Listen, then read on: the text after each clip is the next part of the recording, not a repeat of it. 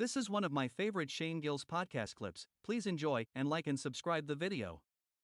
My latest audiobook right now is it's about IQ and how like this whole country's just built. It's like technically the theory is that it's an IQ meritocracy. This guy argues like not a good idea to build a whole society off IQ. And but this guy came under fire, Charles Murray. He came under fire way back when because he was doing studies about race and IQ. Yeah, I remember this guy. Yes, Charles Murray. His teacher's aide got like hit in the face and sent to the hospital. He was on Antifas attacked him. he was on Rogies. But basically, they did studies, and whether they're valid, who knows? But they did studies saying that on like race and IQ, and they're basically saying that like Asian dudes had like The Chinese one standard deviation higher, 15 points than white dudes, and white dudes were one standard deviation higher than black dudes on these tests. But they were saying like on the individual level, you don't have to worry about it, like because there's so much overlap within there. They're like this is aggregate data. And they're also saying like people's IQs have been growing steadily. So they're saying like white people had more time basically to be like unfettered and learned and all this stuff. So it's this guy. He's like, dude, these are what the fucking studies found. All I'm saying is we shouldn't build fucking like a whole society around this because it's inherently unfair according to these huge tests. Dude, people have attacked him like you're a fucking racist. Yeah.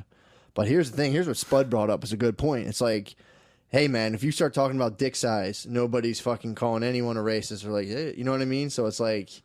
Well, that's easy for Spud. He's like the Neil deGrasse Tyson of white dudes for dicks. You know what I mean? No, but like Neil deGrasse Tyson is the smart black dude. Spudman's a Neil deGrasse white dude when it comes to dicks. Even Spud was saying this. He goes, dude, he's like, those Asians, dude, would trade in fucking 15 IQ points for another fucking inch of girth in a heartbeat. You I was like, I would. I'd trade in 50. I was telling Spud, I'm like, I would delete Audible, buy cool jeans, and be like, I'm just going to go to the club now. Now I have a fat fucking dick, dude. I was like, really? That's all that's keeping you? Is your dick small? So you're like, I better get smart. It's just not huge. So I'm like, I got to get as smart as possible. But if I could get like 2 inches and like an inch of girth, I would just fucking delete all my shit and just be like, body rocking in there. Really? You get a big fat dick. I was like an African dude to the club. Would dude. you drop your bay immediately? I'd bring her to the club with me. And then, like, be like, you have to hook up with that other girl. Yeah, you can tell everybody what to do. You got the biggest dick in the room. That's a primal fucking. I love you. Come home with me tonight. I would go instant African immigrant. You would just become an African? I'd go instant African immigrant in the club.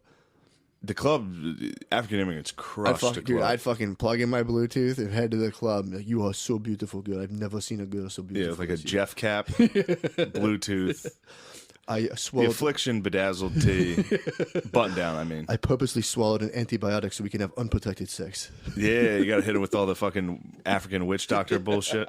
Just be like, I had Pop Rocks and soda. I can come in you. My semen doesn't count now. I drank the family elixir.